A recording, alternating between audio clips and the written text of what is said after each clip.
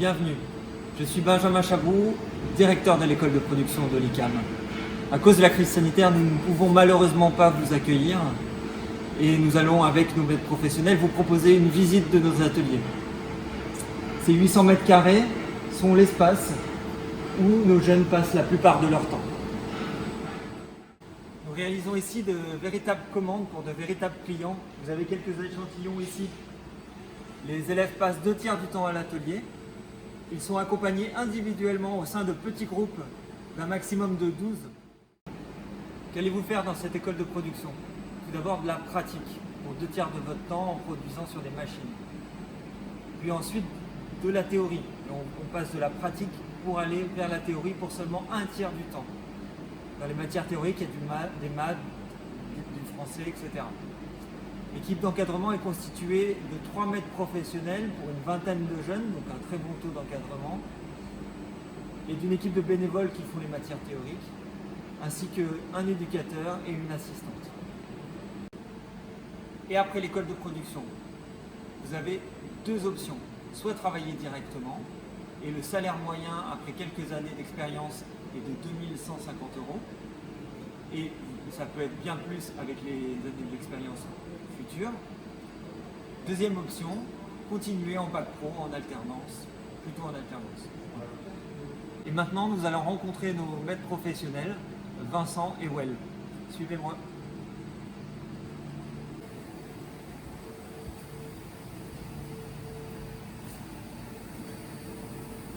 Cette machine est un tour traditionnel. Comparée au numérique, elle est manuelle. C'est-à-dire qu'il faut l'intervention de l'homme pour faire avancer les axes. Vous avez une pièce dans le mandrin. Le mandrin est en rotation. Nous allons caractériser la machine. Voilà, donc la pièce elle tourne. L'outil vient sur la pièce. Et à partir de ce moment-là, nous pouvons faire du topo. Le topo, c'est l'enlèvement matière. Ce qui nous permet de créer une géométrie de la pièce. Et grâce aux géométries différentes qu'on peut réaliser avec ces machines, nous pouvons créer des assemblages. Là, c'est une pièce qui est destinée à la réalisation d'un exercice type pour les premières années, qui est la locomotive. Donc nous avons un plan de définition que l'on donne, et dans ce plan de définition, vous avez des plans individuels qui nous permettent de réaliser, comme cet exemple, la chaudière de la machine. Alors, le métier d'usinage est un métier extrêmement intéressant parce qu'il est énormément varié. Il y a énormément de formes géométriques à réaliser avec différents types d'outils et les applications sont immenses. Vous partez de l'aéronautique jusqu'à pour l'agriculture en passant par l'automobile.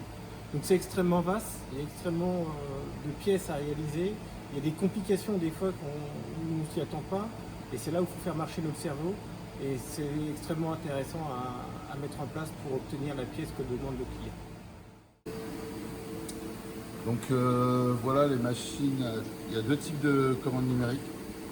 On a la fraiseuse à commande numérique, ça va être plus des pièces prismatiques.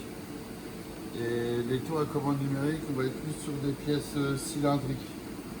Donc là actuellement, on est sur une série pour un client. Là c'est les types de pièces.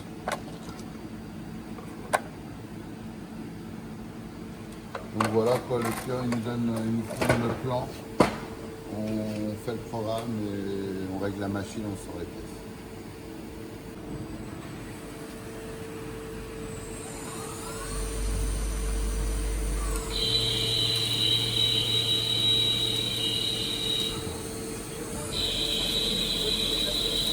Ce que j'aime dans ce métier-là, c'est vraiment le côté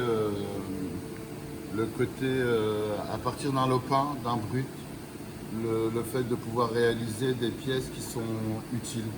Un exemple dans l'aéronautique, des pièces qui vont être utiles dans le médical, etc.